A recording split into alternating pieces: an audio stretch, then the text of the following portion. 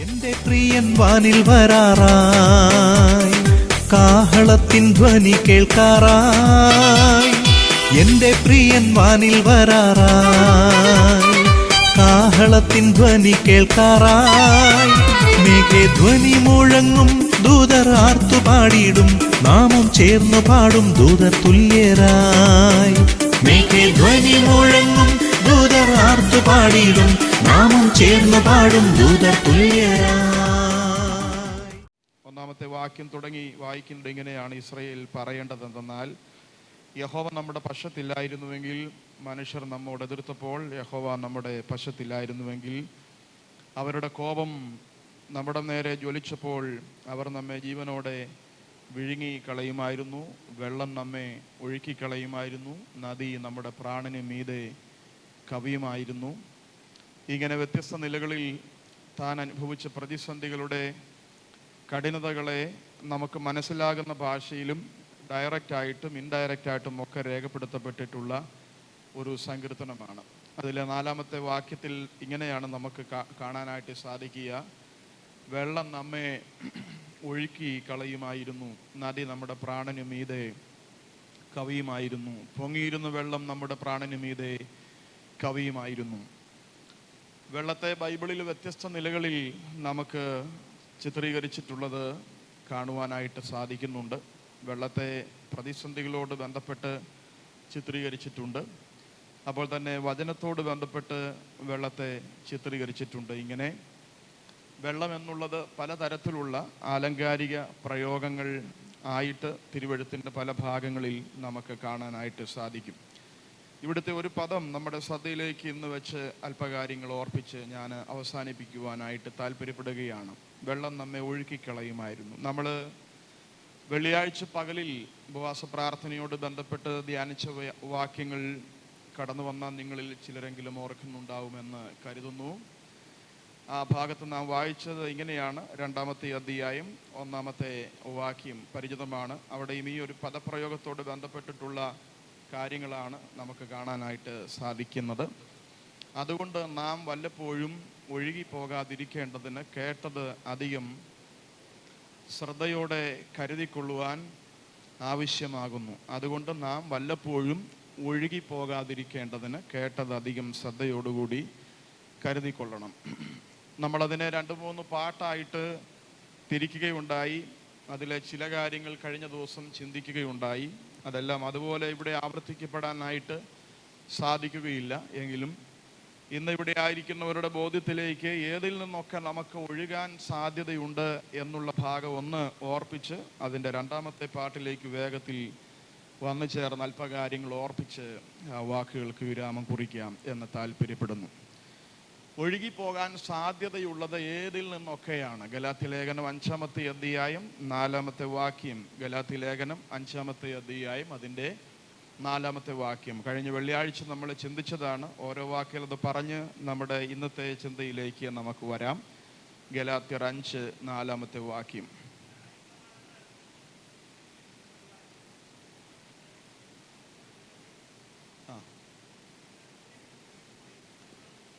ഒറ്റ വാക്കിൽ പറഞ്ഞാൽ അവിടെ പദപ്രയോഗം മറ്റൊന്നാണ് ഉപയോഗിക്കുന്നത്. വേർപെട്ടു പോയി, വീണുപോയി എന്നൊക്കെയുള്ള പദപ്രയോഗമാണ്. എങ്കിലും ആശയപരമായിട്ട് അർത്ഥം ഈ ഒരു വസ്തുതയോട് ബന്ധപ്പെട്ടാണ്. അതുകൊണ്ട് നാം വല്ലപ്പോഴും ഒഴുകിപ്പോകാതിരിക്കേണ്ടതിന് ഏതിൽ നിന്നൊക്കെ നമുക്ക് ഒഴുകാൻ സാധ്യതയുണ്ട് എന്ന് ചോദിച്ചാൽ 1-ാമത്തെ വാക്യമാണ്, 1-ാമത്തെ ഭാഗമാണ്. അതിനെ ഒറ്റ വാക്കിൽ ഇങ്ങനെ പറയാം: ക്രിസ്തുവിൻ്റെ കൃപയിൽ നിന്ന് ഒഴുകിപ്പോകാനായിട്ട് സാധ്യതയുണ്ട്. ക്രിസ്തുവിൻ്റെ കൃപയിൽ നിന്ന് നാം സൂക്ഷിച്ചില്ലെങ്കിൽ ഒഴുകിപ്പോകാനായിട്ട് സാധ്യതയുണ്ട്. അതൊരു സാധ്യതയാണ്. അതുകൊണ്ട് തന്നെ അതിനെ ഗൗരവത്തോടു കൂടി നമ്മൾ കാണണം. ഗലാത്യ സഭയ്ക്ക് ഇത് എഴുതുമ്പോൾ ഗലാത്യ സഭയുടെ ഗുണഗണങ്ങൾ ഒത്തിരിയാണ്. എങ്കിലും വേഗത്തിൽ ഗലാത്യ സഭയുടെ ഗുണഗണങ്ങൾ നമുക്ക് മനസ്സിലാക്കുവാനായിട്ട് സാധിക്കും. ഗലാത്യ സഭ 1-ാമത്തെ അധ്യായത്തിലേക്ക് വരുമ്പോൾ 9-ാമത്തെ വാക്യത്തിൽ ഈ സഭയെ സംബന്ധിച്ച് പറയുന്നു. പൗലോസ് പറയുന്നത് ഇങ്ങനെയാണ്: നിങ്ങൾ കൈക്കൊണ്ട സുവിശേഷം. അപ്പോൾ ഇവർ സുവിശേഷം കൈക്കൊണ്ടവരാണ്. സുവിശേഷം എന്നുള്ളത് കേവലം ഒരു സന്ദേശം മാത്രമല്ല, സുവിശേഷം എന്നുള്ളത് ഒരു വ്യക്തിയാണ്. യേശു ക്രിസ്തുവാണ് സുവിശേഷം. ഗുഡ് ന്യൂസ് എന്നാണ് അല്ലെങ്കിൽ നല്ല വാർത്ത എന്ന് പറയാമെങ്കിലും പൗലോസാണ് എന്താണ് ഈ വാർത്ത. ആ വാർത്ത കേവലം ഒരു വാർത്തയല്ല, ആ വാർത്തയുടെ പിറകിൽ ഒരു വ്യക്തിത്വമുണ്ട്. അതാണ് തിമോത്തിയോസിന്റെ ലേഖനത്തിൽ പൗലോസ് പറയുന്നുണ്ട്. ദാവീദിന്റെ സന്തതിയായി ജനിച്ച് മരിച്ച് ഉയർത്തെഴുന്നേറ്റിരിക്കുന്ന യേശുക്രിസ്തുവിനെ ഓർത്തുകൊള്ളുവിൻ, അതാകുന്നു എൻ്റെ സുവിശേഷം. അപ്പോ സുവിശേഷം എന്നുള്ളത് കേവലം ഒരു സന്ദേശം മാത്രമായിരിക്കുന്നില്ല. സുവിശേഷം എന്നുള്ളത് ഒരു വ്യക്തിത്വമാണ്. അത് മറ്റാരുമല്ല, നമ്മുടെ ആരാധ്യ പുരുഷനായിട്ടുള്ള യേശു കർത്താവാണ്. ഗലാത്യ സഭയുടെ ഒന്നാമത്തെ ഗുണം എന്നുള്ളത് അവർ സുവിശേഷം കൈക്കൊണ്ടവരാണ്. എന്ന് പറഞ്ഞാൽ അവര് യേശുക്രിസ്തുവിനെ ഹൃദയത്തിൽ സ്വീകരിച്ചവരാണ്. നമ്മുടെ ആത്മീക ഭാഷയിൽ പറഞ്ഞാൽ രക്ഷിക്കപ്പെട്ടവരാണ് എന്നാണ് അതിൻ്റെ അകത്തെ അർത്ഥം. രക്ഷിക്കപ്പെട്ടവരാണ്. നമ്മുടെ പാപങ്ങളെ ഏറ്റുപറഞ്ഞ് യേശുവിനെ നമ്മുടെ ഹൃദയത്തിലോട്ട് സ്വീകരിക്കുന്ന ആ പ്രക്രിയയ്ക്കാണ് എന്തെന്ന് പറയുക, രക്ഷിക്കപ്പെടുക എന്ന് പറയുന്നത്. ഞാനത് അവിടെ നിൽക്കുവാൻ താല്പര്യപ്പെടുന്നില്ല. അപ്പൊ ഈ സഭയുടെ ഒന്നാമത്തെ ഗുണമെന്ന് ദൈവാത്മാവ് രേഖപ്പെടുത്തിയിരിക്കുന്ന വസ്തുത അതാണ്, ഇവർ രക്ഷിക്കപ്പെട്ടവരാണ്. രണ്ടാമത്തെ ഗുണം, ഇവർ സ്നാനപ്പെട്ടവരാണ്. ഗലാത്യ ലേഖനത്തിലേക്ക് തന്നെ വരുമ്പോൾ അതിന്റെ 3-ാമത്തെ അധ്യായം 27-ാമത്തെ വാക്യത്തിൽ നാം അങ്ങനെയാണ് കാണുന്നത്. ക്രിസ്തുവിനോട് ചേരുവാൻ സ്നാനമേറ്റിരിക്കുന്നവരായ നിങ്ങൾ എല്ലാവരും ക്രിസ്തുവിനെ എന്ത് ചെയ്തിരിക്കുന്നു, ധരിച്ചിരിക്കുന്നു. അപ്പൊ ഗലാത്യ സഭയിലെ വിശ്വാസികൾ സ്നാനപ്പെട്ടവരാണ്. 3-ാമത്തെ അവരുടെ പ്രത്യേകത അതേ അധ്യായത്തിൽ തന്നെ കിടപ്പുണ്ട്. 3-ന്റെ 2-ാമത്തെ വാക്യം വായിക്കുമ്പോൾ നിങ്ങൾക്ക് പരിശുദ്ധാത്മാവിനെ ലഭിച്ചത് എങ്ങനെയാണ് എന്ന് പൗലോസ് ചോദിക്കുകയാണ്. ന്യായപ്രമാണത്തിന്റെ ആചരണങ്ങളാണോ എന്ന് അവരോട് ചോദിക്കുന്ന ചോദ്യം 2-ാമത്തെ അധ്യായത്തിൽ നമുക്ക് കാണുവാനായിട്ട് പറ്റുന്നുണ്ട്. വിശ്വാസത്തിന്റെ പ്രസംഗം കേട്ടതിനാലാണോ ന്യായപ്രമാണത്തിന്റെ ആചരണങ്ങളാലാണോ നിങ്ങൾക്ക് ആത്മാവിനെ ലഭിച്ചത്? അപ്പോൾ അവർ പരിശുദ്ധാത്മ സ്നാനം പ്രാപിച്ചവരാണ്. 4-ാമത്തെ അധ്യായം അതിന്റെ 15-ാമത്തെ വാക്യത്തിലേക്ക് വരുമ്പോൾ പൗലോസിന് ശരീര സംബന്ധമായിട്ടുണ്ടായിരുന്ന പരീക്ഷ വ്യത്യസ്ത നിലകളിലാണ്.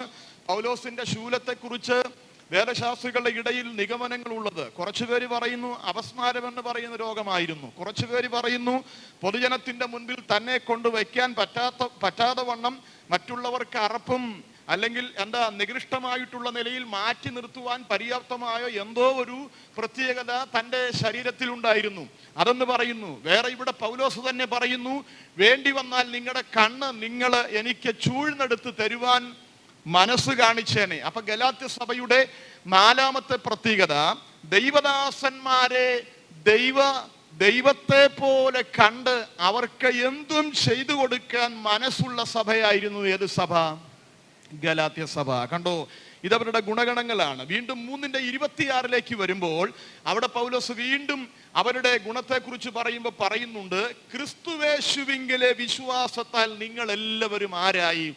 ദൈവമക്കളായി. അപ്പോ അവർക്ക് യേശുക്രിസ്തുവിൽ ആഴമായ വിശ്വാസമുള്ളവരായിരുന്നു. കണ്ടോ, എത്ര നല്ല ഗുണങ്ങളാണ്. 1, യേശുക്രിസ്തുവിനെ കൈക്കൊണ്ടവർ. 2, സ്നാനപ്പെട്ടവർ. 3, ആത്മസ്നാനം പ്രാപിച്ചവർ. 4, ദൈവദാസന്മാരെ ദൈവത്തെ പോലെ കണ്ട് അവർക്ക് വേണ്ടി എന്തും ചെയ്തു കൊടുക്കുവാൻ, അവരുടെ കണ്ണ് തന്നെ ചൂഴ്ന്നെടുത്ത് കൊടുക്കാൻ. അപ്പൊ കണ്ണിന് ദീനമായതുകൊണ്ട് പൗലോസ് ഇത്ര വലിയ അക്ഷരത്തിൽ ഞാൻ നിങ്ങൾക്ക് എഴുതുന്നു എന്ന് പറയുമ്പോൾ പൗലോസിന്റെ കണ്ണിനെന്തോ സാരമായ ബുദ്ധിമുട്ടുണ്ടായിരുന്നുവെന്നും അന്ന് അവരുടെ കണ്ണ് വേണ്ടി വന്നാൽ പൗലോസിന് ദാനം ചെയ്യാൻ, അവയവദാനത്തെക്കുറിച്ച് ബൈബിളിൽ ഉള്ള ഏക പരാമർശം നടത്തുന്ന പുസ്തകമാണ് ഗലാത്യ ലേഖനം. ഇന്ന് നമുക്കറിയാം പല അവയവങ്ങൾ പലർക്കു വേണ്ടിയും ദാനം കൊടുക്കാറുണ്ട്. അതിനെ സംബന്ധിച്ച് ബൈബിളിലുള്ള അനുഗ്രഹീതമായ ഒരു പദപ്രയോഗമാണ്, വേണ്ടി വന്നാൽ നിങ്ങളുടെ കണ്ണ് ചൂഴ്ന്നെടുത്ത് നിങ്ങൾ എനിക്ക് തരുമായിരുന്നു. തീർന്നില്ല, ക്രിസ്തുവേശുവിങ്കിലെ വിശ്വാസമുള്ളവരായിരുന്നു. പ്രിയപ്പെട്ടവരെ, ഇത്രയും ഗുണമൊക്കെ ഉള്ളത് കൊണ്ട് ഇവർ ഒഴുകാൻ സാധ്യതയില്ലെന്ന് വരുന്നില്ല. നമ്മുടെ രക്ഷിക്കപ്പെട്ടതായതുകൊണ്ടോ സ്നാനപ്പെട്ടതുകൊണ്ടോ ആത്മസ്നാനം പ്രാപിച്ചതുകൊണ്ടോ ദൈവകൃപാവരങ്ങളാൽ ഉപയോഗിക്കപ്പെടുന്നവരായതുകൊണ്ടോ നമ്മൾ അങ്ങുവരെ എത്തുമെന്നുള്ളതിന്റെ ഉറപ്പ് അല്ല ഇതൊന്നും. ജീവിതം സൂക്ഷിച്ചില്ലെങ്കിൽ നമ്മളിൽ ആരും അവിടെ എത്തിപ്പെടത്തില്ല. നാം ഇന്ന് നിൽക്കുന്നെങ്കിൽ അത് നമ്മുടെ മിടുക്കല്ല, നമ്മുടെ കഴിവല്ല, വചനപാണ്ഡിത്യമോ നമ്മുടെ പാരമ്പര്യത്തിന്റെ ശ്രേഷ്ഠതയോ അല്ല. ഒരു ദിവസം കൃപയിൽ നിൽക്കുന്നുവെങ്കിൽ ദൈവം നമ്മോട് കാണിച്ച കരുണയെന്ന് മാത്രം ഓർത്താൽ മതി. തിരിച്ചറിയുന്ന എത്ര പ്രിയപ്പെട്ടവരുണ്ട്? എനിക്ക് അങ്ങനൊന്നും അബദ്ധം പറ്റത്തില്ല, ഞാൻ അങ്ങ് വരെ ചെന്ന് ചേരുമൊന്നും ആർക്കും വീരവാദം മുഴക്കാൻ പറ്റത്തില്ല. ചെന്നെങ്കിൽ ചെന്നേ ഉള്ളൂ. അതുകൊണ്ട് യേശു കർത്താവുമായിട്ടൊരു അഭേദ്യ ബന്ധം നിരന്തരം പുലർത്താത്ത ആർക്കും കർത്താവിന്റെ സന്നിധിയിൽ ചെന്നു കയറാൻ പറ്റത്തില്ല. ഈ പകലിൽ യേശുവുമായി ദൈനംദിനം ബന്ധപ്പെടുന്നവർക്കായി സ്തോത്രം ചെയ്യുന്നു. നിരന്തര ബന്ധം നമുക്ക് കർത്താവുമായിട്ടുണ്ടാകണം. ആഴ്ചയിലൊന്നോ മാസത്തിലൊന്നോ ആണ്ടിലൊന്നോ ഒന്നും പോരാ. നമുക്ക് നമ്മുടെ കർത്താവുമായിട്ടുള്ള ബന്ധം, നിരന്തര ബന്ധം നമുക്കുണ്ടാകണം. പക്ഷെ ഇത്രയും ഗുണമുള്ള ഇവരുടെ തകർച്ചകളും ഇതേ പുസ്തകത്തിനകത്ത് രേഖപ്പെടുത്തുന്നുണ്ട്. 1:5 അവരുടെ തകർച്ച അവർ മറ്റൊരു സുവിശേഷത്തിലേക്ക് എന്ത് ചെയ്തു? മറിഞ്ഞുവെന്നാണ്. ഈ 1-ാമത്തെ അധ്യായത്തിൽ വേറെ കുറെ സുവിശേഷമുണ്ട്. വേറൊരു സുവിശേഷം, മറിച്ചിട്ട സുവിശേഷം, മാനുഷിക സുവിശേഷം, ഇങ്ങനെ കുറെ സുവിശേഷങ്ങളുടെ പേര് അവിടെ പറയുന്നുണ്ട്. നമുക്ക് ആ വിഷയത്തിലേക്ക് പോകാൻ സമയമില്ലാത്തതുകൊണ്ട് അവിടെ വിടുകയാണ്. അപ്പൊ ഇവര് മറ്റൊരു സുവിശേഷത്തിലോട്ട് എന്ത് ചെയ്തു? മറിഞ്ഞു. ആര് മറിഞ്ഞു? സ്നാനപ്പെട്ടവർ മറിഞ്ഞു. ആര് മറിഞ്ഞു? ആത്മസ്നാനം പ്രാപിച്ചവർ മറിഞ്ഞു. ആര് മറിഞ്ഞു? ദൈവത്തിന്റെ ദാസന്മാരെ ദൈവത്തെ പോലെ കണ്ട് എന്തും കൊടുക്കാൻ മനസ്സുള്ളവർ മറിഞ്ഞു. ആര് മറിഞ്ഞു? ക്രിസ്തുവിങ്കലുള്ള വിശ്വാസമുള്ളവർ മറിഞ്ഞു. വല്ലോ മനസ്സിലാവുന്നുണ്ടോ? എങ്ങോട്ട് മറിഞ്ഞു? വേറെ ഒരു സുവിശേഷത്തിലോട്ട്. അപ്പൊ ഇത്രയും ഗുണമൊക്കെ ഉള്ളത് കൊണ്ട് നമ്മൾ രക്ഷപ്പെട്ടു എന്ന് വിചാരിക്കരുത്. ഭയത്തോടെ നമ്മൾ ക്രിസ്തീയ ജീവിതം ചെയ്യണം. ഹല്ലേലൂയ. 2-ാമത്തെ അവരുടെ തകർച്ച 3:4 വാക്യം വായിക്കുമ്പോൾ ശ്രദ്ധിച്ചേ. ആത്മാവ് കൊണ്ട് ആരംഭിച്ചിട്ട് അവർ ജഡം കൊണ്ടോ?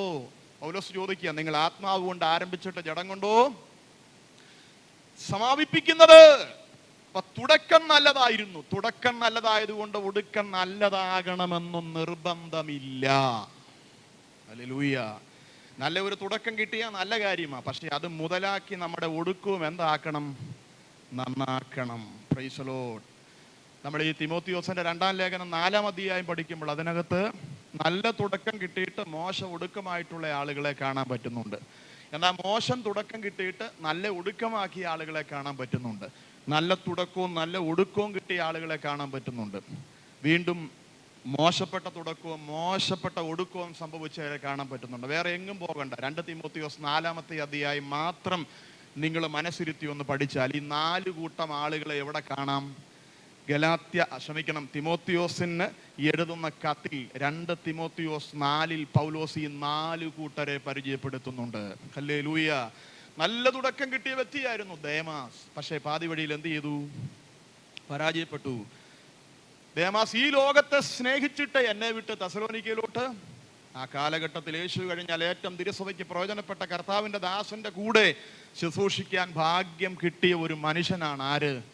ദേമാസ്. ഒരുപാട് സഭകൾക്ക് വന്ദനം എഴുതുമ്പോൾ പൗലോസ് തൻ്റെ പേരുടെ കൂട്ടിച്ചേർത്തു, ദേമാസ് നിങ്ങളെ വന്ദനം ചെയ്യുന്നു. അത്രയും കരുത്തുള്ള ഒരു ആത്മീയ എന്താ പറയുക, കരുത്തനായ ഒരു വ്യക്തിയുടെ കൂടെ നിന്നിട്ട് അത് മുതലാക്കാൻ പറ്റിയില്ല. ആർക്ക്?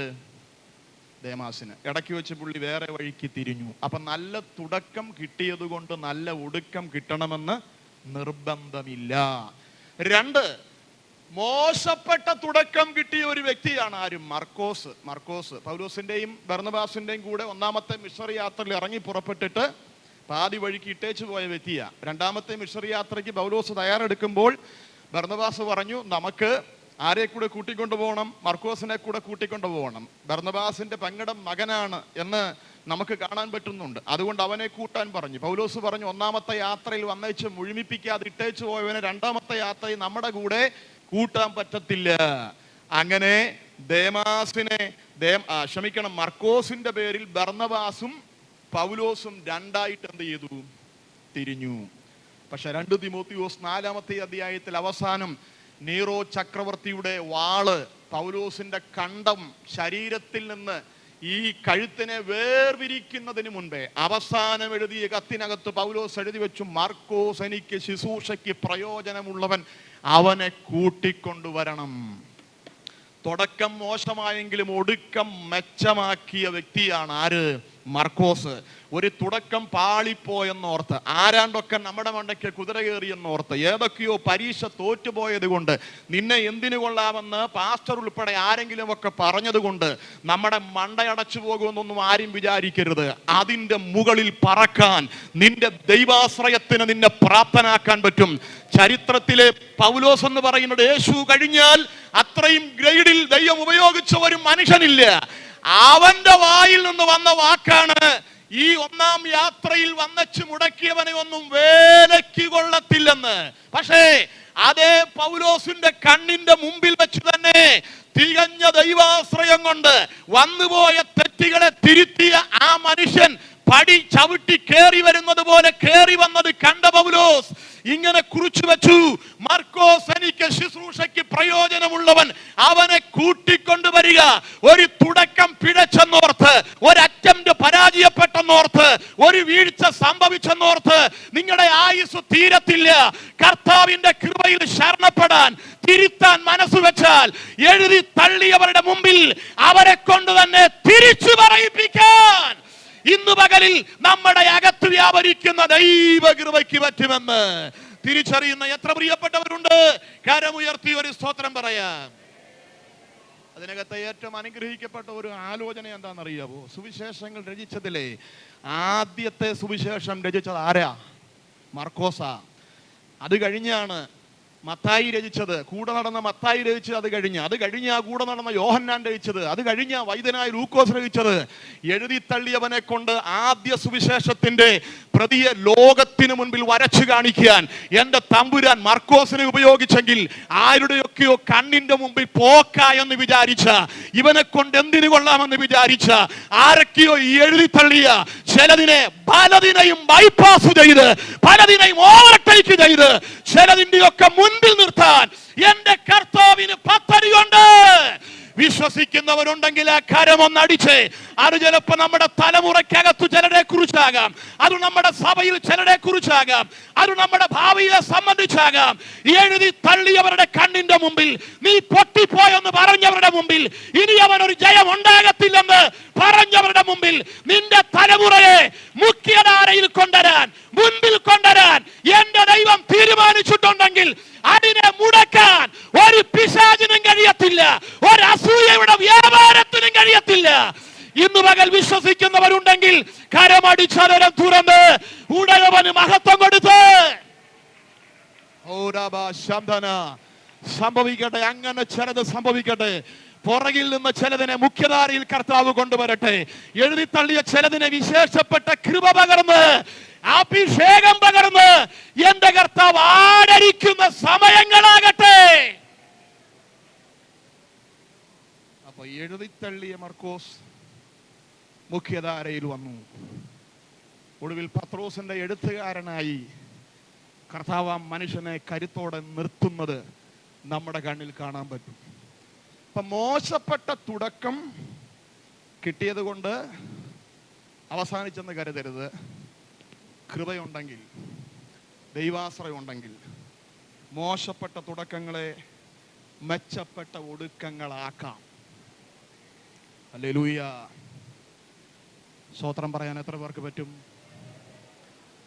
രണ്ട് നല്ല തുടക്കവും നല്ല ഒടുക്കവും കിട്ടിയ വ്യക്തിയാണ് ലൂക്കോസ്. കംപ്ലൈന്റ് ഒന്നുമില്ല. പുള്ളിക്ക് നല്ല തുടക്കവും കിട്ടി, നല്ല ഒടുക്കവും കിട്ടി. അങ്ങനെ കുറച്ച് പേരുണ്ട്. വേറെ ഒരു വ്യക്തിയുണ്ട്, അലക്സാണ്ടർ. അലക്സാണ്ടറിനെ കുറിച്ച് പറയുന്നത് എന്താ? അലക്സാണ്ടർ എനിക്ക് വളരെ ദോഷം ചെയ്തു. ഈ അലക്സാണ്ടർ അപ്പോസ്തല പ്രവൃത്തി വായിച്ചു വരുമ്പോൾ അവിടുത്തെ അലക്സാണ്ടറാണ് ഈ അലക്സാണ്ടർ എന്ന് പറയുന്നത്. ഏതോ ഒരു പ്രതിസന്ധി അപ്പോസ്തലന്മാർക്കുണ്ടായപ്പം അന്ന് അവർക്ക് വേണ്ടി ഇടനിൽക്കാൻ വന്ന ഈ വ്യക്തി പിൽക്കാലത്ത് എന്ത് ചെയ്തു? തിരിഞ്ഞു. അതുകൊണ്ടാണ് ഒരു കാലത്ത് ഗുണം ചെയ്തവര് പിൽക്കാലത്ത് എന്ത് ചെയ്തു? ദോഷം ചെയ്തു. ഇവിടെ പൗലോസ് അലക്സാണ്ടറിനെ കുറിച്ച് പറയുകയാണ്, അലക്സാണ്ടർ എനിക്ക് എന്ത് ചെയ്തു? വളരെ ദോഷം ചെയ്തു. അദ്ദേഹത്തിൻ്റെ തുടക്കവും അത്ര നല്ലതായിരുന്നില്ല, ഒടുക്കവും അത്ര നല്ലതായിരുന്നില്ല. അപ്പൊ ശ്രദ്ധിച്ചു നോക്കിക്കേ, നല്ലൊരു തുടക്കം കിട്ടിയത് കൊണ്ടൊന്നും വിജയിച്ചെന്ന് വിചാരിക്കരുത്. ദൈവകൃപയിൽ അധികം ശരണപ്പെട്ടോണം. ഹല്ലേലൂയ. അപ്പോൾ മറ്റൊരു സുവിശേഷത്തിലോട്ട് ഗലാത്യസഭ മറിഞ്ഞു. ആത്മാവ് കൊണ്ട് ആരംഭിച്ചിട്ട് അവർ ജഡം കൊണ്ട് അവസാനിപ്പിച്ചു. 4-ാമത്തെ അധ്യായം 10 വരുമ്പോൾ വിട്ടിട്ട് പോകുന്ന പാരമ്പര്യങ്ങളിലേക്ക് അവർ വീണ്ടും എന്ത് ചെയ്തു? കാലങ്ങൾ, മാസങ്ങൾ, ആണ്ടുകൾ ഇവയൊക്കെ ആചരിക്കുന്നതിലോട്ട് അവരെന്ത് ചെയ്തു? മടങ്ങിപ്പോയി. അപ്പൊ തന്നെ 5-ാമത്തെ അധ്യായം 4-ാമത്തെ വാക്യത്തിൽ പറയുന്നു, സ്വാതന്ത്ര്യത്തിനായി ക്രിസ്തു നിങ്ങളെ സ്വതന്ത്രരാക്കി, ആകയാൽ അതിൽ ഉറച്ചു നിൽപ്പീൻ, അടിമനുഖത്തിൽ പിന്നെയും കുടുങ്ങിപ്പോകരുത്. ഇന്നലകളിൽ ഒടിച്ച നുകങ്ങളുടെ കീഴിൽ ഇന്ന് പിന്നെയും അവരായിപ്പോയി. അടുത്ത ഭാഗം 3:1 വായിക്കുമ്പോൾ അവർ ശുദ്ധരം ചെയ്ത് മയങ്ങിപ്പോയി. ആര്? ഗലാത്യ സഭയിലെ ആളുകൾ. ഇങ്ങനെ ഒരുപാട് കാര്യങ്ങൾ. 4:19 വരുമ്പോൾ അവർ കൈക്കൊണ്ട ക്രിസ്തു അവരിൽ നിന്ന് ഔട്ടായി. അതുകൊണ്ടാണ് പൗലോസ് പറയുന്നത്, നിങ്ങളുടെ ഉള്ളിൽ ഇനി ക്രിസ്തു ഉരുവാകുവോളം ഞാൻ നിങ്ങൾക്ക് വേണ്ടി എന്ത് ചെയ്യുന്നു? പ്രസവവേദനപ്പെടുന്നു. പ്രസവവേദനയൊന്നും വിക്സ് കാച്ചാൽ പോകത്തില്ല. പോവോ? ഇല്ല. Price the Lord. മനസ്സിലാവുന്നുണ്ടോ? തലവേദന ചിലപ്പോൾ വിക്സ് കാച്ചാൽ എന്ത് ചെയ്യും? പക്ഷെ പൗലോസ് ഇവിടെ പറയുകയാണ്, ഒരു കുഞ്ഞിന് ജന്മം കൊടുക്കാൻ ഒരു അമ്മ എടുക്കുന്ന നൊമ്പരമാണ് ഇവരുടെ അകത്ത് ക്രിസ്തു ജനിക്കാൻ ആ പെയിന അദ്ദേഹം എടുക്കുന്നത്. നിങ്ങളുടെ ഉള്ളിൽ ക്രിസ്തു ഉരുവാകുവോളം എന്ന് വെച്ചാൽ, ഒരിക്കൽ നിങ്ങളുടെ ഉള്ളിൽ യേശു ഉണ്ടായിരുന്നു. പക്ഷെ നിങ്ങളുടെ കയ്യിലിരിപ്പിന്റെ ദോഷം കൊണ്ട് യേശു എന്ത് ചെയ്തു? നിങ്ങളിൽ നിന്ന് പുറത്തായി. ഇനിയും നിങ്ങളുടെ അകത്തോട്ട് ആ യേശു ഒന്നുകൂടി ജനിക്കാൻ ഞാൻ നിങ്ങൾക്ക് വേണ്ടി പ്രസവ വേദനപ്പെടുകയാണ്. എന്തിനാ ഞാനിത് പറഞ്ഞത്? രക്ഷിക്കപ്പെട്ടു, സ്നാനപ്പെട്ടു, അഭിഷേകം പ്രാപിച്ചു, ദൈവദാസന്മാരെ സ്നേഹിച്ചു, ആഴമുള്ള വിശ്വാസത്തിൽ ഉടമകളായിരുന്നു. ഇത്രയും ഗുണമുണ്ടായിരുന്ന സഭയാ കൃപയിൽ നിന്ന് വീണുപോയത്, ക്രിസ്തുവിങ്കൽ നിന്ന് അകന്നുപോയത്. മനസ്സിലാകുന്നുണ്ട്? അപ്പോൾ ഒഴുകാൻ സാധ്യതയുള്ള 1-ാമത്തെ മേഖല ഏതാണ്? ഇവിടെ നമ്മൾ ചിന്തിച്ചു, ക്രിസ്തുവിങ്കൽ നിന്ന്. 2 യോഹന്നാൻ 9. ഇന്നത്തെ സന്ദേശത്തിലോട്ട് നമ്മൾ വന്നില്ല, വേഗത്തിൽ വായിച്ചു. 2 യോഹന്നാൻ 9.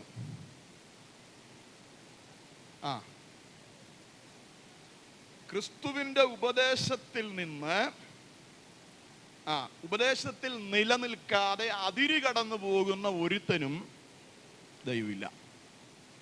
അപ്പൊ 2 ഒഴുകാൻ സാധ്യതയുള്ളത്, സത്യോപദേശത്തിൽ നിന്ന് എന്ത് ചെയ്യാൻ സാധ്യതയുണ്ട്?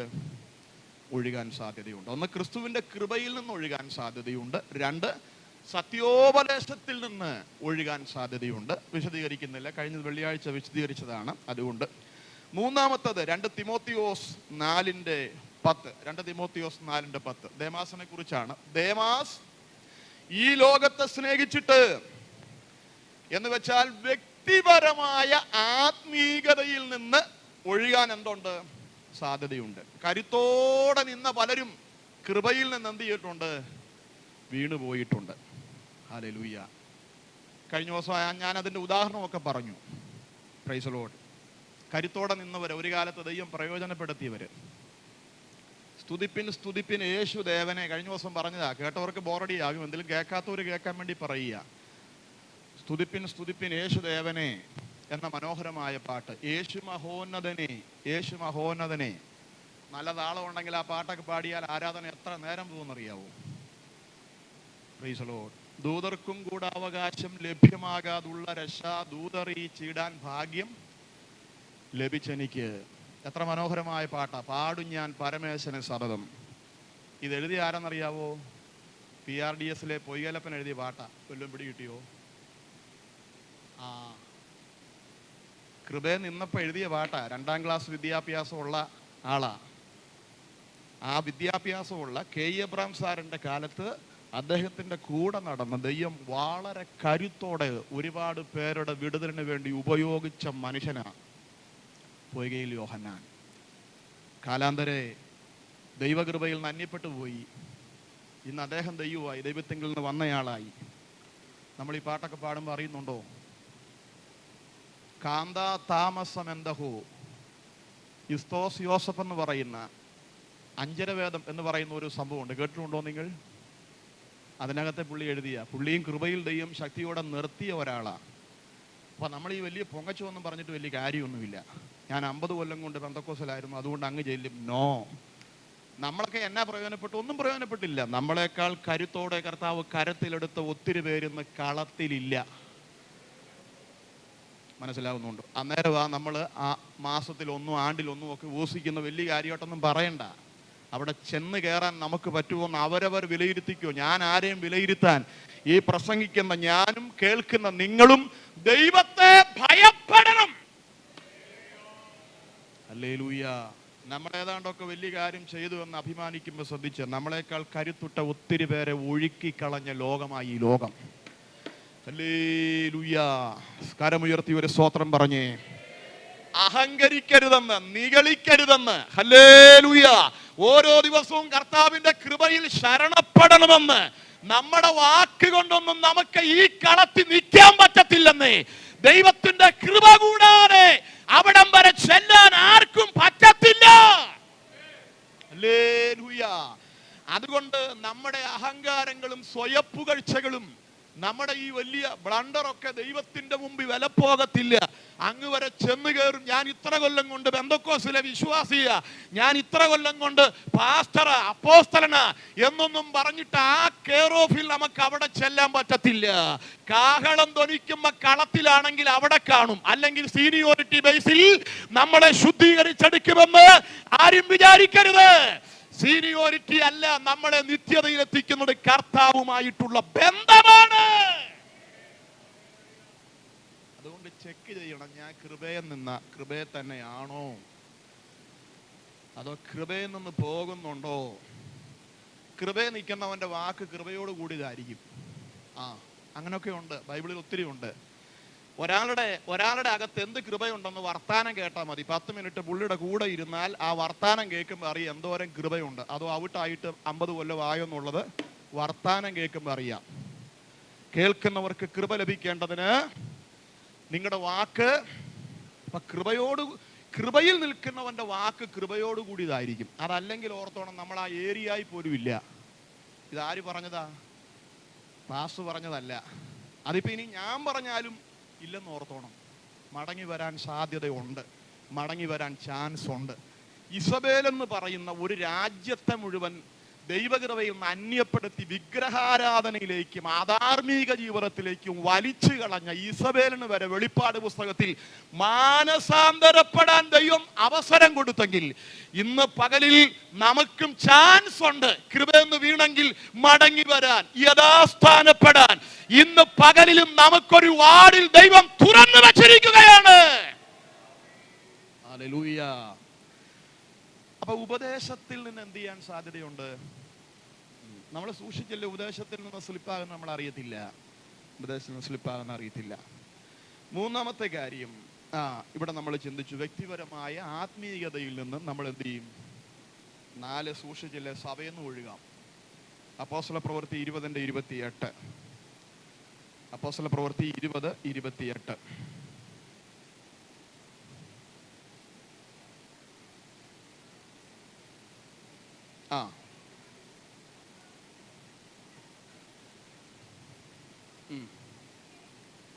സൂക്ഷിച്ചുകൊള്ളുവീൻ. ഞാൻ പോയ ശേഷം ആട്ടിൻകൂട്ടത്തെ ആദരിക്കാത്ത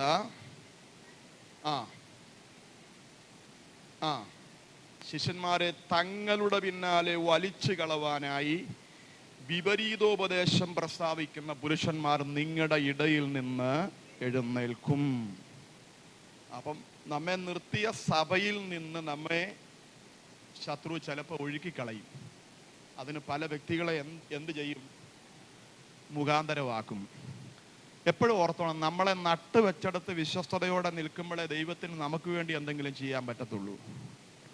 മനസ്സിലാവുന്നുണ്ടോ? നമ്മെ ഒരു സഭയെ ദൈവം നട്ടെങ്കിൽ നമ്മൾ വന്ന് കയറിയതല്ലല്ലോ, ദൈവം നമ്മളിവിടെ ആക്കിയത്. അതുകൊണ്ടാണല്ലോ പ്രതിസന്ധി ഉണ്ടായിട്ട് നമ്മൾ ഇവിടെ തന്നെ നിൽക്കുന്നതിൻ്റെ അർത്ഥം ദൈവം നമ്മളെ ആക്കിയ സഭയാണ്.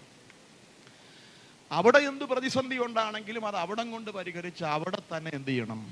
നിൽക്കണം. അവിടെയാണ് നമുക്കുള്ള വിടുതൽ, അവിടെയാണ് നമുക്കുള്ള അനുഗ്രഹം, അവിടെയാണ് നമുക്കുള്ള മാന്യത. നിൽക്കുന്ന തട്ടകത്തിലാണ് ദൈവത്തിന് നമ്മെ മാനിക്കാൻ പറ്റുകയുള്ളൂ. സന്തോഷത്തോടൊരു സ്തോത്രം പറഞ്ഞേ. ഇപ്പൊ ഒഴുകാൻ സാധ്യതയുള്ളത് എവിടെ നോക്കിയാ? സൂക്ഷിച്ചില്ലെങ്കിൽ ദൈവത്തിന്റെ കൃപയിൽ നിന്ന്, ക്രിസ്തുവിന്റെ കൃപയിൽ നിന്നൊഴുകും. 2, ക്രിസ്തുവിന്റെ ഉപദേശത്തിൽ നിന്നൊഴുകും. 3, ഇവിടെ നാം വായിച്ചു, വ്യക്തിപരമായ ആത്മീയ ജീവിതത്തിൽ നിന്നൊഴുകും. 4, ദൈവസഭയിൽ നിന്ന്, നമ്മെ ആക്കിയ ഇടത്തു നിന്ന് ചിലപ്പോൾ നമ്മളെ ഒഴുക്കിക്കളയാൻ സാധ്യതയുണ്ട്. ഇനി നിങ്ങൾ ആ 2ന്റെ ഒന്ന് വായിച്ചേ. അതുകൊണ്ട് വല്ലപ്പോഴും ഒഴുകിപ്പോകാതിരിക്കേണ്ടതിന്. ഇത് നമ്മൾ വെള്ളിയാഴ്ച ചിന്തിച്ചതാണ്. ഇന്നത്തെ വാക്യത്തിലേക്ക്, ഇന്നത്തെ ഭാഗത്തേക്ക് നമുക്ക് കടന്നു വരാം. 124 സങ്കീർത്തനത്തിന്റെ 4 വാക്യം ഒന്നുകൂടി ഒന്ന് വായിച്ചു കൊള്ളുക. വെള്ളം നമ്മെ ഒഴുക്കിക്കളയുമായിരുന്നു. അപ്പൊ ഒഴുക്കുണ്ട്, നമ്മെ നിൽക്കുന്ന ഇടത്തു നിന്ന് മാറ്റിക്കളയാനുള്ള ഒഴുക്ക് ഉണ്ട് എന്ന് തിരിച്ചറിഞ്ഞോണം. ഒഴുക്കുണ്ട്. ഒഴുകിപ്പോകാതിരിക്കാൻ നമ്മൾ എന്ത് ചെയ്യണം? 2-3 കാര്യങ്ങൾ അതോട് ബന്ധപ്പെട്ട് പറയാം. ഒഴുകിപ്പോകാതിരിക്കാൻ, എവിടെ നിന്നൊക്കെ ഒഴുകിപ്പോകുമെന്നാണ് ഇതുവരെ നമ്മൾ പറഞ്ഞത്. ഇനി ഒഴുകിപ്പോകാതിരിക്കാൻ എന്തു ചെയ്യണം? ലൂക്കോസിന്റെ സുവിശേഷം 6-ാമത്തെ അധ്യായം 47-48 വാക്യങ്ങൾ പരിചിതമാണ്, അതുകൊണ്ട് അധിക വിശദീകരണത്തിന്റെ ആവശ്യമില്ല. ലൂക്കോസ് 6:47-48. ആ ആ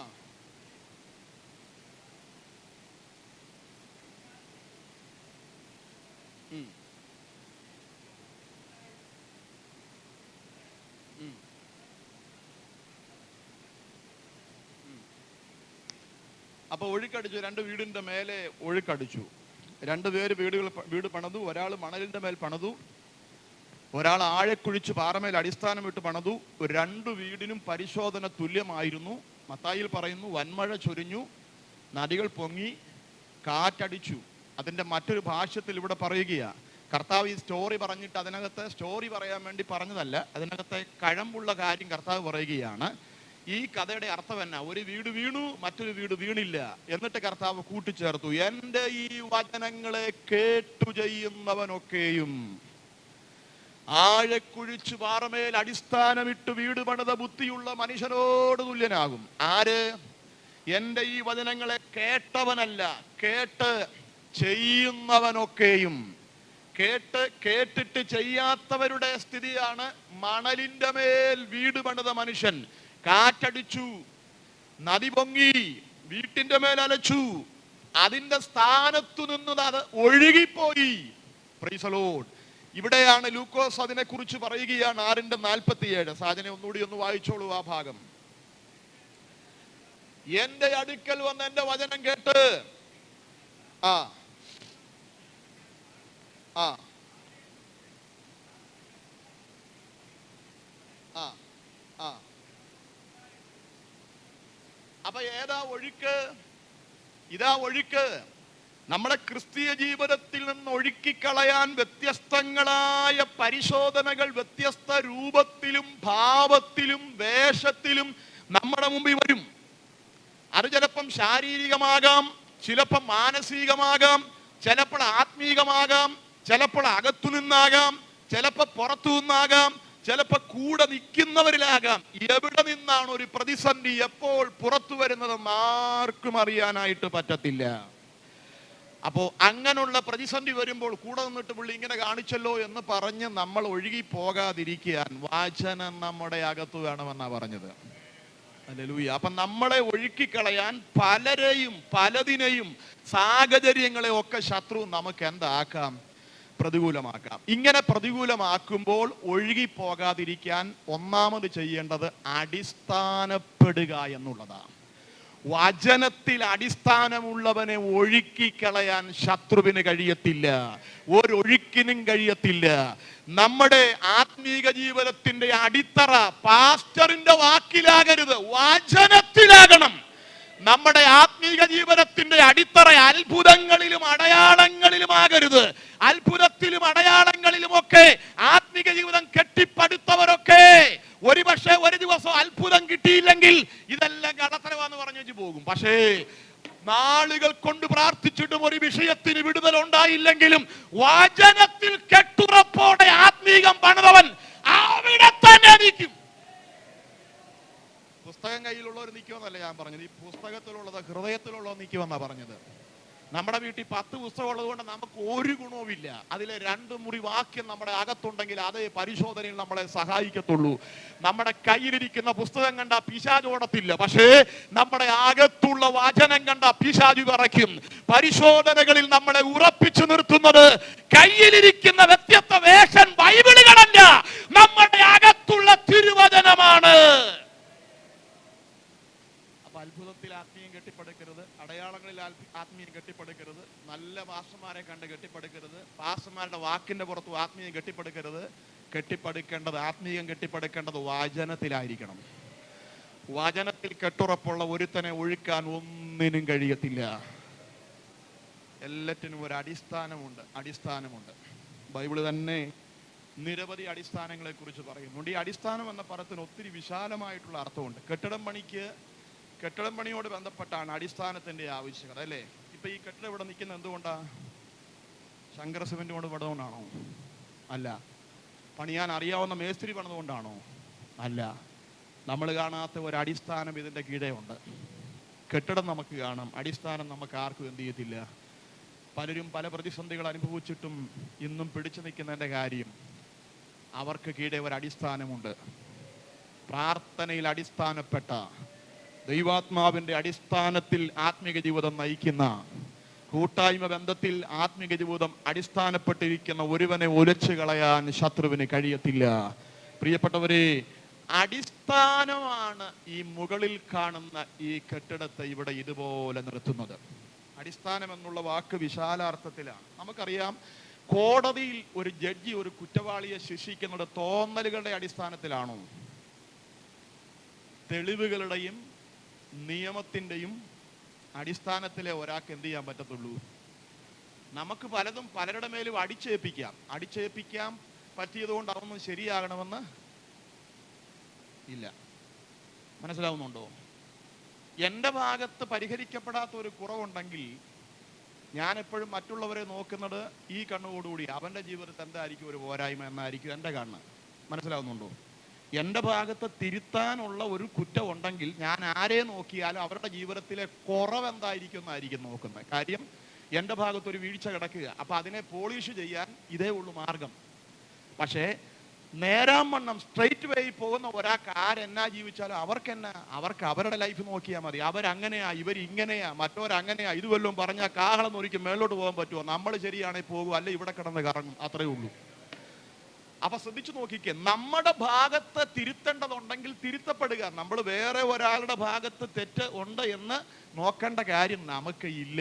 നമ്മൾ നമ്മുടെ ഭാഗം ക്ലിയർ ആക്കുക, അതൊരു പ്രധാനപ്പെട്ട വസ്തുതയാണ്. ശ്രദ്ധിച്ചേ, വാക്യത്തിലേക്ക് നമുക്ക് മടക്കി വരാം. എല്ലാറ്റിനും ഒരു അടിസ്ഥാനമുണ്ട്. തോന്നലുകളുടെ അടിസ്ഥാനത്തിലല്ല ജഡ്ജി ഒരാളെ വിധിക്കുന്നത്. തെളിവ് വേണം. അപ്പൊ തന്നെ അതിനനുശാസിക്കുന്ന നിയമപ്രകാരം മാത്രമേ എന്ത് ചെയ്യാൻ പറ്റത്തുള്ളൂ?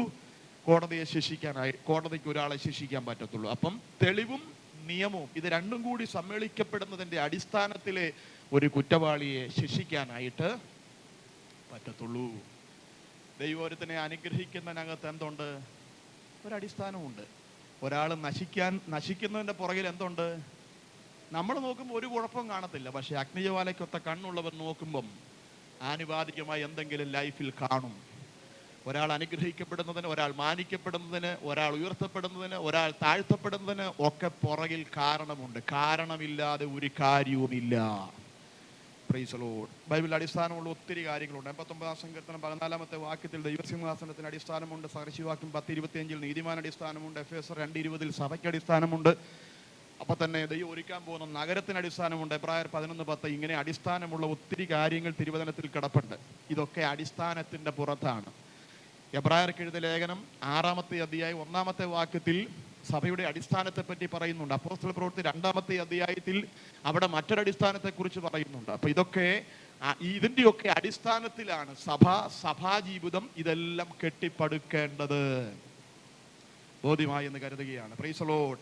അടിസ്ഥാനമില്ലാതെയാണ് നമ്മൾ ഒരു കാര്യം ചെയ്യുന്നതെങ്കിൽ അത് നിലനിൽക്കത്തില്ല.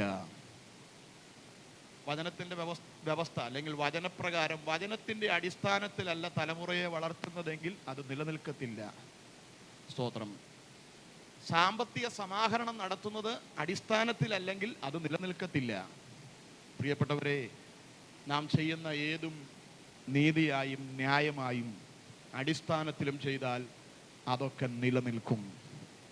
മനസ്സിലാകുന്നവർ കരമുയർത്തി കർത്താവിനോട് സ്തോത്രം പറയാം. അപ്പോൾ ആഴക്കുഴിച്ച് പാറമേൽ അടിസ്ഥാനമിട്ട് വീട് പണിത ഈ വീട്ടിൻ്റെ മേൽ ഒഴുക്കടിച്ചു. പക്ഷെ ആ വീട് എന്ത് ചെയ്തില്ല? വീണുപോയില്ല.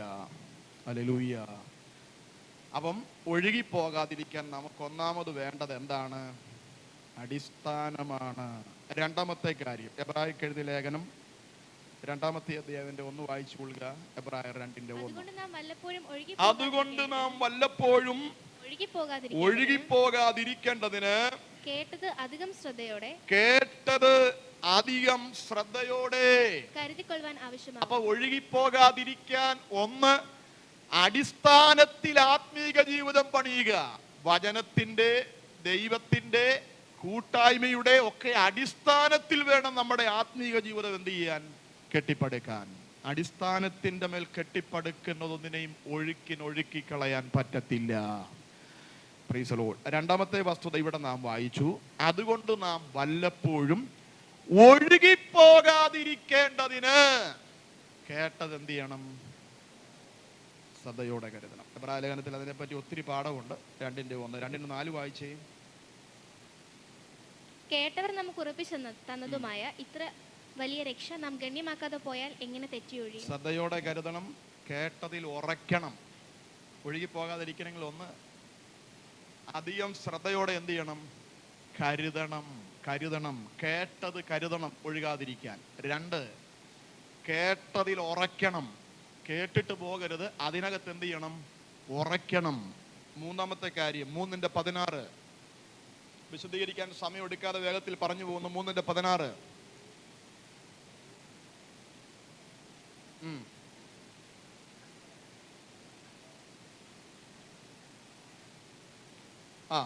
വായിച്ചോളൂ.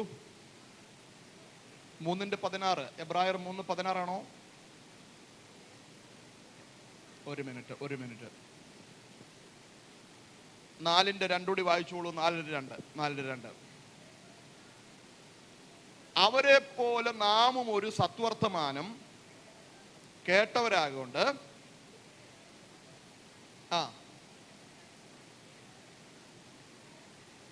ശ്രദ്ധിച്ചേ. അപ്പൊ കേട്ട വചനം നമുക്ക് ഉപകാരമായി വരണം. അല്ലെങ്കിൽ നമ്മൾ എന്ത് ചെയ്യും? ഒഴുകിപ്പോകാൻ സാധ്യത ഉണ്ട്. അപ്പൊ കേട്ടത് ശ്രദ്ധയോടെ കരുതണം. 2, കേട്ടതിൽ ഉറയ്ക്കണം. 3, 4:2 നാം വായിച്ചു. കേട്ട വചനം നമ്മളിൽ എന്തായി തീരണം? വിശ്വാസമായി പരിണമിക്കണം. ഇതൊന്നും സംഭവിച്ചില്ലെങ്കിൽ നമ്മൾ എന്ത് ചെയ്യാൻ സാധ്യതയുണ്ട്? ഒഴുകാൻ സാധ്യതയുണ്ട്. 3 വാക്യം കൂടി ഇതിനോട് ചേർത്തൊന്ന് വെച്ച് ഞാൻ ആ ഭാഗം വിടാം. ലൂക്കോസ് 2:18, 19, 20 വാക്യം. ഒരേ സന്ദേശം കേട്ട 3 കൂട്ടരുടെ വ്യത്യസ്തങ്ങളായ പ്രതികരണങ്ങൾ നമുക്ക് അവിടെ കാണാം. ലൂക്കോസ് 2:18, 19, 20. യേശു കർത്താവിന്റെ ജനനത്തെ സംബന്ധിച്ച് വാർത്ത ദൂതന്മാര് പ്രഖ്യാപനം ചെയ്യുമ്പോൾ അത് കേട്ടവരുടെ 3 കൂട്ടരുടെ പ്രതികരണം അവിടെ ഒന്ന്, കേട്ടവർ ആശ്ചര്യപ്പെട്ടു.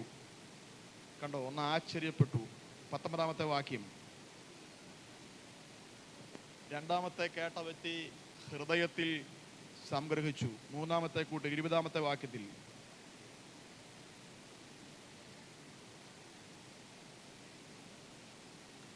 മൂന്നാമത്തെ ഒരു ഗ്രൂപ്പ് ഉണ്ട്. അവർ കേട്ടതിനെ കണ്ടു, അനന്തരം അവർ ദൈവത്തെ എന്ത് ചെയ്തു? മഹത്വപ്പെടുത്തി. അപ്പൊ ഒരു കൂട്ടർ ആശ്ചര്യപ്പെട്ടു, രണ്ടാമത്തെ കൂട്ടർ ഹൃദയത്തിൽ സംഗ്രഹിച്ചു, മൂന്നാമത്തെ കൂട്ടർ കേട്ടത് കാണുകയും ദൈവത്തെ മഹത്വപ്പെടുത്തുകയും ചെയ്തു. കേട്ടവരിലെല്ലാം പ്രതികരണങ്ങൾ ഒരുപോലെയല്ല. പക്ഷെ കേട്ട നമ്മളിൽ അതിൻ്റെ കൃത്യമായ പ്രതികരണങ്ങൾ ഉണ്ടാകാൻ ഇന്നു പകൽ ദൈവകരത്തിലേക്ക് നമ്മെ ഏൽപ്പിക്കാം. കേവലം കേട്ടു മറക്കുന്നവരായിട്ടല്ല, അതിനെ കരുതാൻ, അത് നമ്മളിൽ വിശ്വാസമായി പരിണമിക്കാൻ, കേട്ടതിൽ നമ്മൾ ഉറച്ചു നിൽക്കാൻ ഇന്ന് പകൽ നാം തയ്യാറാകുന്നുവെങ്കിൽ നമ്മൾ ഒഴുകി പോകയില്ല. അപ്പൊ കേട്ടത് ശ്രദ്ധയോടെ കരുതണം. എന്ത് ചെയ്യാതിരിക്കാൻ? നാം ഒഴുകി പോകാതിരിക്കാൻ. മൂന്നാമത്തെ ഒരു ചിന്ത, അതാണ് നമ്മൾ ഈ 124-ാം സങ്കീർത്തനത്തിനകത്ത് വായിച്ചത്. 4-5 വാക്യങ്ങൾ. വെള്ളം നമ്മെ എന്ത് ചെയ്യുമായിരുന്നു? ഒഴുക്കിക്കളയുമായിരുന്നു. എന്ത് ഇല്ലായിരുന്നെങ്കിൽ? യഹോവ നമ്മുടെ വശത്തില്ലായിരുന്നുവെങ്കിൽ ഞാനിതെത്ര കണ്ടതാ, എന്നോടാണ് അവന്റെ കളി അതുകൊണ്ടാണോ ഒഴുകി പോകാതിരുന്നത്? അല്ല. ഇത്രയും ഒഴുക്ക് ജീവിതത്തിൽ വന്നിട്ടും യഹോവ പക്ഷത്ത് നിന്നതുകൊണ്ടാ ഒഴുക്കിക്കളയാൻ ഒഴുക്കിന് കഴിയാതിരുന്നത്. എത്ര പേർക്ക് തിരിച്ചറിയാൻ പറ്റുന്നുണ്ട്? നമ്മുടെ കൂടെ കർത്താവ് ഇരുന്നത് കൊണ്ടാണ്, നമ്മുടെ കൂടെ കർത്താവ് സഞ്ചരിച്ചത് കൊണ്ടാണ്, നമ്മുടെ കരം കർത്താവ് പിടിച്ചത് കൊണ്ടാ പ്രശ്നങ്ങൾക്ക് ഇത് കാണാൻ പറ്റി. മനസ്സിലാകുന്നുണ്ടോ?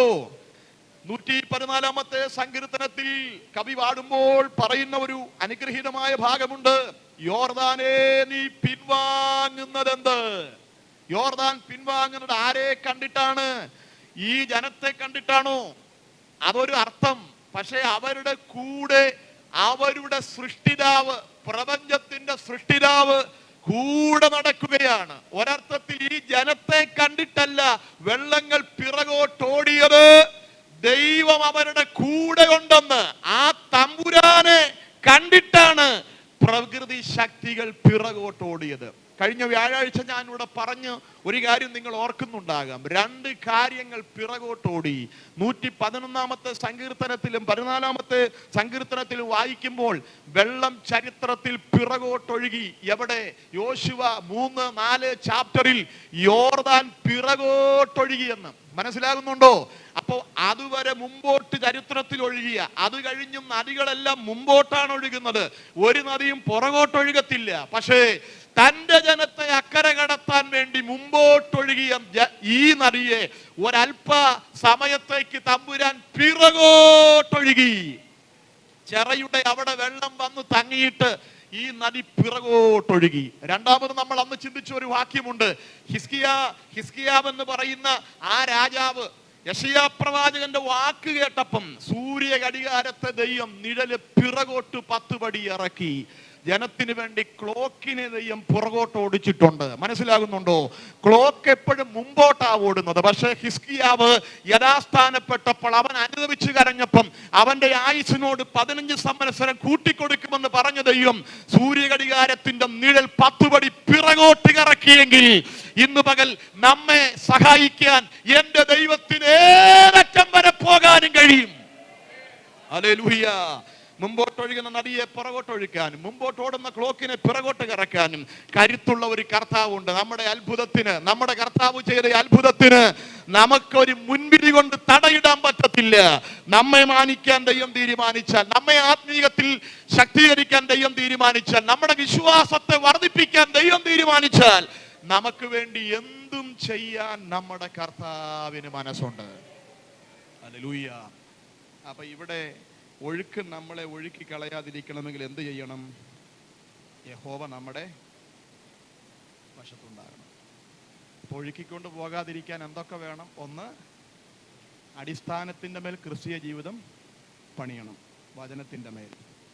2, ഇവിടെ നാം വായിച്ചതുപോലെ കേട്ട വചനം കരുതണം. ഇവിടെ കുടഞ്ഞിട്ടേച്ച് പോകരുത്, അത് കരുതണം. ശ്രദ്ധയോടെ മനസ്സിൽ കരുതിക്കൊണ്ട് വേണം ഇവിടുന്ന് പോകാൻ. 3-ാമത്തെ കാര്യം, യഹോവ നമ്മുടെ പക്ഷത്തുണ്ടെന്ന് ഉറപ്പിച്ചോണം. സഭക്കാർ മുഴുവൻ നമ്മുടെ കൂടെ നിന്നതുകൊണ്ടോ, നമ്മൾ ഉദ്ദേശിക്കുന്ന ഒത്തിരി പേര് കൂടെ നിന്നുകൊണ്ടോ ഒന്നും നമുക്ക് 5 പൈസയുടെ ഗുണം കിട്ടത്തില്ല. ഇതൊക്കെ പറയാവുന്നേ ഉള്ളൂ. നീ ഒരു പ്രതിസന്ധിക്കകത്തകപ്പെട്ടാൽ മനുഷ്യരുടെ ആരുടെയും സഹായം വിലപ്പോകത്തില്ല. അവിടെ വിലപ്പോകുന്നത് കർത്താവിന്റെ സാന്നിധ്യം മാത്രമേ ഉള്ളൂ. ഹല്ലേലൂയ. നമ്മുടെ എത്ര അടുത്ത പ്രിയപ്പെട്ടവർ, ഭാര്യ ഭർത്താവ് ബന്ധത്തേക്കാൾ വലിയ ബന്ധമൊന്നും ഈ ഭൂമിയിലില്ലല്ലോ. പക്ഷെ ഓപ്പറേഷൻ തിയേറ്ററിന്റെ അടുക്ക് വരുമ്പോൾ തെള്ളി കയറി ചെല്ലാൻ പറ്റും. എൻ്റെ ഭർത്താവ് കിടക്കെന്ന് പറഞ്ഞ് അവർ കഴുത്തെ പിടിച്ച് പുറത്തോട്ടിറക്കി വിടും. പിടികിട്ടുന്നുണ്ടോ? അപ്പൊ ഏറ്റവും അടുത്ത ബന്ധത്തിന് വരെ ഓപ്പറേഷൻ തിയേറ്ററിന്റെ ഇപ്പുറത്തെ വരാൻ പറ്റുള്ളൂ. പക്ഷെ ഓപ്പറേഷൻ ചെയ്യുന്ന ഡോക്ടറുടെ കരത്തിന് പിടിക്കാൻ അതിനകത്തും കയറാൻ കരുത്തുള്ള ഒരുവനുണ്ട്. അതാ നാം സേവിക്കുന്ന നമ്മുടെ കർത്താവ്. കരമടിച്ചൊരു സ്തോത്രം പറഞ്ഞേ. ഇവിടുന്ന് ഗൾഫിലോട്ട് യാത്ര ചെയ്യാൻ നേരത്ത് നമുക്കറിയാമല്ലോ, ആ ഗ്ലാസ് കൂടിന്റെ ഇപ്പുറത്ത് വന്നിട്ട് അകത്ത് കയറിയവർ, പാസ്പോർട്ട് ഉള്ളവർ, വിസയുള്ളവര് അകത്ത് കയറി കഴിയുമ്പോൾ ടാറ്റ കാണിക്കുന്നത് പുറത്തുനിന്ന് കാണാം. അങ്ങോട്ട് കയറാൻ പറ്റുമോ? ഇല്ല. അയ്യോ അതെന്റെ മോന, അതെന്റെ മോള, അതൊക്കെ അങ്ങനെ ഇരുന്നോട്ടെന്ന് പറയും. പക്ഷെ എയർപോർട്ടിൽ വെച്ച് ഇതൊന്നും പറഞ്ഞ് നമുക്ക് എമിഗ്രേഷൻ ഓടം വരെ ഞാൻ മോളെ നിന്നെ കൊണ്ടുവിട്ട് വെച്ചാൽ ഞാൻ പോരത്തുള്ളൂ എന്ന് പറഞ്ഞാൽ അതൊന്നും നടക്കത്തില്ല. ഇവിടെയുള്ള ഏത് ബന്ധങ്ങൾക്കും ഒരു പരിധിക്കപ്പുറത്ത് നമ്മെ ഹെൽപ്പ് ചെയ്യാൻ പറ്റത്തില്ല. പക്ഷെ പരിധി കൂടാതെ നിന്നെ ഹെൽപ്പ് ചെയ്യാൻ പറ്റുന്ന, നിന്റെ എല്ലാ യാത്രകളിൽ നിന്റെ കൂടെ ഇരിക്കാൻ പറ്റുന്ന, ഓപ്പറേഷൻ തിയേറ്ററിന്റെ അകത്ത് കയറി വരാൻ പറ്റുന്ന, ഫ്ലൈറ്റിൽ നീ യാത്ര ചെയ്യുമ്പോൾ നിന്റെ കൂടെ സഞ്ചരിക്കാൻ പറ്റുന്ന, നിന്റെ പ്രതിസന്ധിയിൽ നീ ഒറ്റപ്പെട്ടു പോകുമ്പം ആരും അറിയാതെ നിന്റെ കണ്ണു നനയുന്നത് ആരും അറിയാതെ ഒപ്പാൻ നിന്റെ കൂടെ ഇരിക്കാൻ കരുത്തുള്ള ഒരു കർത്താവുണ്ട്. ഒത്തിരി ചിരിക്കുന്നവരൊന്നും ഒത്തിരി സന്തോഷിക്കുന്നവരാണെന്നൊന്നും വിചാരിക്കരുത്. ഒത്തിരി പേരെ ചിരിപ്പിച്ച വ്യക്തിയാ ചാർലി ചാപ്ലിൻ. പുള്ളിയുടെ ഒരു കൊട്ടേഷൻ കേൾക്കണോ? എനിക്ക് മഴയാണ് ഇഷ്ടം, മഴയത്ത് നടക്കാനാണ് ഇഷ്ടം. ആരും ഒരിക്കൽ ചോദിച്ചപ്പോൾ അദ്ദേഹം പറഞ്ഞത്, ഞാൻ കരയുന്നത് മറ്റാരും. അപ്പൊ തമാശും വളിപ്പും ഒക്കെ പറഞ്ഞ് ഒത്തിരി പേരെ ചിരിപ്പിക്കുന്നവരൊക്കെ സ്വകാര്യതയിൽ ഒത്തിരി കരയുന്നവരാ. ഇന്ന് പകൽ ഞാൻ പറയാം, വാഹനത്തിൽ സഞ്ചരിക്കുമ്പോൾ നമ്മുടെ കണ്ണ് നനഞ്ഞാൽ ഭാര്യയ്ക്കൊപ്പാൻ പറ്റത്തില്ല. പലതും ഓർത്ത്, പലതും ചിന്തിച്ച്, തലമുറയെ കുറിച്ചോർത്ത്, പ്രതിസന്ധികളെ കുറിച്ചോർത്ത്, വീട്ടിലെ പ്രശ്നത്തെ ഓർത്ത്, ജോലിയുടെ പ്രശ്നത്തെ ഓർത്ത് എത്ര ഇടങ്ങളിൽ നമ്മൾ അറിയാതെ നമ്മുടെ കണ്ണ് നനഞ്ഞിട്ടുണ്ട്. ഒപ്പിയതാരാ? കൂട്ടുകാരാണോ, നാട്ടുകാരാണോ, പാസ്റ്ററാണോ, അഭിഷിക്തനാണോ? അല്ല, നിന്റെ കൂടെ ആ വാഹനത്തിൽ സഞ്ചരിച്ച കർത്താവ്. വാഹനത്തിൽ നിന്റെ കണ്ണ് നനഞ്ഞ് കലങ്ങി ഒഴുകിയപ്പോ അവിടെ ഇരുന്ന് നിന്റെ മനസ്സിനെ ബലപ്പെടുത്തിയ കർത്താവ്. ആരൊക്കെ പിണങ്ങിയാലും കർത്താവ് പിണങ്ങാതിരുന്ന രക്ഷയാ. ചിലപ്പോ നമ്മൾ പറയും, ഞാൻ അവനെ എന്നെ കാണിച്ചു കൊടുക്കാനാ, ഒരു കുന്തവും കാണിക്കാനില്ല, അത്രേ ഉള്ളൂ. ഇവിടെ ആരും എന്നെ കാണിച്ചാലും ഒന്നും കാണിക്കാനില്ല. പക്ഷെ ദൈവം വല്ലതും കാണിക്കുന്ന അതിനെ പേടിച്ചാൽ മതി. ബാക്കി ആരെയും നമുക്കിവിടെ പേടിക്കേണ്ട കാര്യമില്ലല്ലോ. ആരുടെയും വാക്കിന് എന്നോട് കളിച്ചാൽ ഞാൻ എന്നെ കാണിക്കാനാ പ്രിയപ്പെട്ടവരെ. ഇവിടെ നിന്ന് പകൽ ഇവിടെ നിന്ന് വീട്ടിൽ ചെല്ലുമെന്ന് എത്ര പേർക്ക് ഉറപ്പ് പറയാൻ പറ്റും? നമ്മുടെയൊക്കെ ജീവൻ ഇരിക്കുന്നത് ഈ മൂക്കിൽ നിന്ന് ഇറങ്ങുന്ന ശ്വാസം വലിച്ചു മേലോട്ട് കയറ്റാൻ നമുക്ക് കരുത്ത് തരുന്നത് ഉടയവന്റെ കൃപയാണ്. പിന്നെ നമ്മൾ ആരെ എന്നെ കാണിക്കാനാ? ആരും ഇവിടെ ആരെയും ഒന്നും കാണിക്കാനില്ല. എന്തെങ്കിലും കാണിക്കാൻ പറ്റുന്നെങ്കിൽ അത് കർത്താവിന്റെ കൃപയാണ്. കരമുയർത്തി ഒരു സ്തോത്രം പറഞ്ഞേ. യേശു കർത്താവ് അതല്ലേ പറഞ്ഞത്? നമ്മൾ പേടിക്കേണ്ടത് ആരേ ഉള്ളൂ? ദൈവത്തെയേ ഉള്ളൂ പേടിക്കേണ്ടത്. ഇവിടെ നമ്മളെ കശാപ്പ് ചെയ്യുന്ന ഒരാളെ നമ്മൾ പേടിക്കണ്ട. നമ്മെ ജീവനോടെ നരകത്തിനകത്ത് തള്ളിയിടാൻ കരുത്തുള്ള ഒരുവനുണ്ട്, അവനെ പേടിച്ചാൽ മതി. അപ്പൊ കർത്താവിനെ പിണക്കരുത്, അത്രേ ഉള്ളൂ. കർത്താവ് പിണങ്ങാതിരുന്നാൽ, കർത്താവ് കൂടെ ഇരുന്നാൽ നമ്മൾ ആരും ഒഴുകിപ്പോകത്തില്ല. ഹല്ലേലൂയ. ഒരു നിമിഷം ആത്മാർത്ഥമായിട്ട് കർത്താവിനോടൊന്ന് പ്രാർത്ഥിച്ച്, കർത്താവേ, അവിടുന്ന് എൻ്റെ കൂടെ ഇരിക്കണമെന്ന് പ്രാർത്ഥിക്കാൻ, എൻ്റെ കരം പിടിക്കണമെന്ന് പ്രാർത്ഥിക്കാൻ എത്ര പ്രിയപ്പെട്ടവർക്ക് ഇന്ന് പകൽ കഴിയും? കർത്താവ് നമ്മുടെ പക്ഷമായിരിക്കട്ടെ. യേശുവൻ പക്ഷമായി തീർന്നതിനാൽ എന്തോരാനന്ദമീ ഭൂവിൽ വാസം. യേശുവൻ പക്ഷമായി തീർന്നതിനാൽ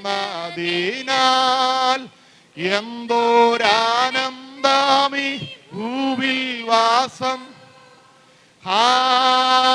എത്ര മോദം പാർത്തലത്തിൽ ജീവിക്കും നാൾ. എത്ര മോദം പാർത്തലത്തിൽ ജീവിക്കും നാൾ. ഈ ലോകമാക്ഷേപം ചൊല്ലിയാലും ദുഷ്ട പരിഹാസമോദിയാലും, ഈ ലോകാരാക്ഷേപം ചൊല്ലിയാലും ദുഷ്ടർ പരിഹാസം പോയേൻ പ്രാണനാഥൻ പോയതായ പാദമാതി. ഏൻ പ്രാണനാഥൻ പോയതായ പാദമാതി. യേശു എൻ വശമായി തീർന്നതിനാൽ എന്തോരാനന്ദമീ ഭൂവിൽ വാസം. യേശു എൻ വശമായി തീർന്നതിനാൽ എന്തോരാനന്ദമീ ഭൂവിൽ വാസം. എത്ര മോദം പാർത്തലത്തിൽ ജീവിക്കും നാൾ.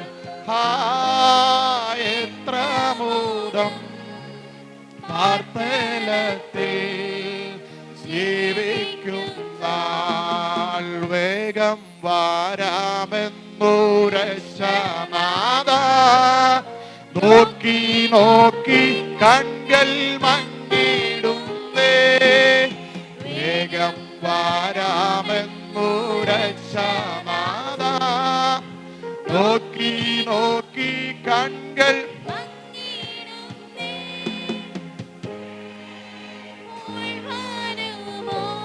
ഹല്ലേലൂയ. ഓ കണ്ടിടുവാൻ ഏപ്പോൾ വരുമോ പ്രാണപ്രിയ കണ്ടിടുവാൻ. യേശു എൻ വശമായി തീർന്നതിനാൽ എന്നൊരാനന്ദമീ ഭൂമിയിൽ വാസം. വശമായി തീർന്നതിനാൽ എന്നൊരാനന്ദമീ ഭൂമിയിൽ വാസം. എത്ര മോദം പാർത്തലത്തിൽ ജീവിക്കും നാൾ. എത്ര മോദം പാർത്തലത്തിൽ ജീവിക്കുന്ന. ഹല്ലേലൂയ. സന്തോഷത്തോടെ കരങ്ങളെ ഉയർത്തി കർത്താവിന് സ്തോത്രം പറഞ്ഞാട്ടെ. ഒഴുക്കിക്കളയാതിരിക്കാൻ നാം കരുതേണ്ട മൂന്നാമത്തെ കാര്യം, കർത്താവ് നമ്മുടെ പശത്തുണ്ട് എന്ന് ഉറപ്പുവരുത്തുക. കർത്താവ് നമ്മുടെ പശത്തുണ്ട്, കർത്താവിൻ്റെ കരം പിടിച്ചിട്ടുണ്ട്, കർത്താവ് എന്നോട് ഇടപെടുന്നുണ്ട്, കർത്താവിൻ്റെ കൂടെ നടക്കുന്നുണ്ട്, കർത്താവിൻ്റെ കൂടെ ഇരിക്കുന്നുണ്ട്. എൻ്റെ എല്ലാ ഇടപാടുകളിലും എൻ്റെ കർത്താവിൻ്റെ സാന്നിധ്യമുണ്ട്. കർത്താവ് എന്നെ പിടിക്കുകയല്ല, ഞാൻ കർത്താവിനെ കയറി പിടിക്കുക. ഹല്ലേലൂയ. ഈ ഒരു ഉറപ്പ് നമ്മുടെ അകത്തുണ്ടെങ്കിൽ ഒരൊഴുക്കിനും നിന്നെ ഒഴുക്കിക്കളയാൻ പറ്റുകയില്ല. വെള്ളം നമ്മുടെ തലയ്ക്ക് മീതെ കവിഞ്ഞാലും കേറിയ വെള്ളമെല്ലാം ഇറങ്ങും, കേറിയ വെള്ളമെല്ലാം താഴും.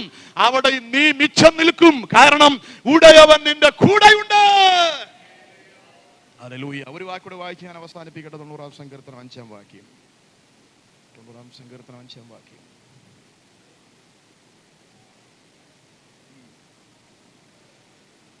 ഇത് മോശയുടെ അനുഗ്രഹീതമായ ഒരു പ്രാർത്ഥനയാണ്. അഹരോന്റെ മരണത്തിൽ